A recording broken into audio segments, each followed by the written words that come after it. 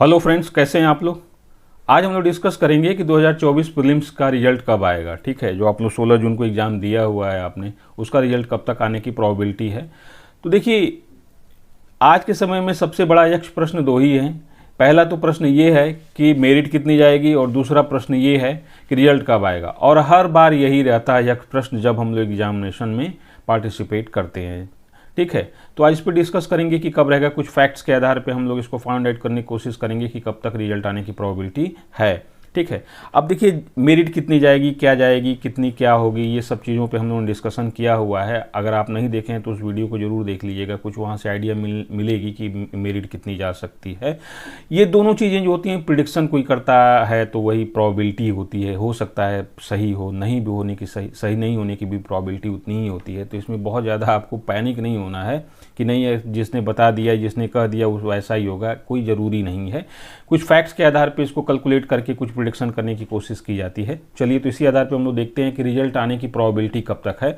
तो देखिए यहाँ पे कुछ फैक्ट्स हैं। जैसे देखेंगे हम लोग कि यहाँ पर 2020 में कोविड-19 पैंडमिक के कारण 2020 और 21 में एग्जामिनेशन में काफ़ी डिले हो गया था। तो 2020 में 4 अक्टूबर 2020 को एग्ज़ाम हुआ है और रिजल्ट डिक्लेरेशन हुआ है 23 अक्टूबर 2020 को। यानी कि एग्ज़ाम कंडक्ट होने में और रिजल्ट डिक्लेरेशन के बीच में लगभग 18 डेज का गैप था। इसी तरह से 2021 में देखेंगे तो 10 अक्टूबर 2021 को एग्ज़ाम हुआ है और 29 अक्टूबर 2021 को रिजल्ट डिक्लेरेशन हुआ है। मतलब दोनों के बीच में 18 डेज का फिर यहाँ गैप मिलता है। मतलब एग्ज़ाम कंडक्ट होने और रिजल्ट डिक्लेरेशन के बीच में 18 डेज का गैप है। फिर 2022 में देखते हैं जब, तो 5 जून 2022 को एग्जामिनेशन कंडक्ट कराया जाता है और 22 जून 2022 को रिजल्ट डिक्लेयर किया जाता है। तो मतलब 16 डेज का गैप यहाँ मिलता है। फिर हमें 2023 में देखते हैं हम लोग, तो 28 मई 2023 को एग्जाम होता है और 12 जून 2023 को रिजल्ट डिक्लेरेशन होता है। तो इसके बीच में 14 दिन का गैप है। इस हिसाब से देखा जाए कि 2024 में क्या हुआ है, तो 16 जून 2024 को एग्जाम कंडक्ट कराया गया है। और यहाँ पर देखेंगे कि जैसे जैसे 2020 के बाद से ये डेट जो है रिड्यूस होते गए हैं। मतलब एग्जाम कंडक्ट होने और रिजल्ट डिक्लेरेशन के बीच में जो गैप था वो धीरे धीरे कम होता गया है। तो उस बिहाफ पे हम लोग कह सकते हैं कि ये 16 जून को रिजल्ट एग्जाम कंडक्ट हुआ 2024 में, तो ये भी 14-15 दिन के अंदर में क्या होना चाहिए, रिजल्ट डिक्लेयर हो जाना चाहिए। तो मुझे मोस्ट प्रोबेबल लग रहा है कि ये जून महीने के अंत तक, ठीक है, ये जून महीने के अंत तक आपका रिजल्ट आ सकता है। मोस्ट प्रोबेबल है कि जून महीने के अंदर भी रिजल्ट आ सकता है। बाय द वे नहीं भी आता है तो वो जुलाई के फर्स्ट वीक के फर्स्ट हाफ में ही रिजल्ट आपका मोस्ट प्रोबेबल है कि डिक्लेयर हो जाए। वैसे तो मुझे पूरी उम्मीद है कि जून के लास्ट में ही एग्जामिनेशन का रिजल्ट डिक्लेयर हो जाए आपका। पहले क्या होता था ना कि यूपीएससी मई में एग्जाम कंडक्ट कराता था और जाके जुलाई अगस्त में रिजल्ट डिक्लेयर करता था। तो यूपीएससी के बहुत क्रिटिसाइज होता था भाई कि आपको ओएमआर सीट चेक करने में इतना ज़्यादा टाइम क्यों लगता है, आप लड़कों के भविष्य के साथ खेल रहे हैं। जब तक रिजल्ट डिक्लेयर नहीं होता तब तक लड़के का पढ़ने में मन नहीं लगता, मूड नहीं बनता था। तो अब यूपीएससी इस चीज़ को चैलेंज के रूप में लिया है और बहुत कम दिनों में ही रिजल्ट डिक्लेयर कर रहा है। तो मुझे मोस्ट प्रोबेबल लग रहा है कि आपके जून मंथ के लास्ट में ही रिजल्ट आ जाए।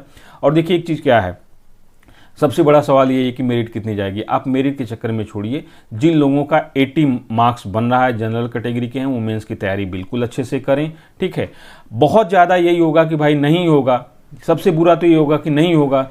आपकी मेंस की तैयारी रहेगी तो फिर अगले साल आपका बहुत अच्छा हो जाएगा। ठीक है, और जो लोग 85 क्वेश्चन किए, 85 मार्क्स जिनका है, वो मतलब एलिमिनेशन माइनस मार्किंग एलिमिनेशन के बाद उनका 85 मार्क्स बन रहा है, तो वो तो बहुत अच्छे से तैयारी करें, सीरियस होकर तैयारी करें।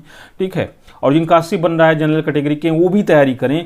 हो सकता है कि हम लोग कुछ क्वेश्चन को गलत मान के चल रहे हैं, बट कमीशन पॉजिटिव मार्किंग कर दे और उन क्वेश्चन को एलिमिनेट करे या जो भी करे, क्योंकि 2-3 क्वेश्चन हर साल विवादित तो होते ही हैं। इस साल भी विवादित हैं 3-4 क्वेश्चन।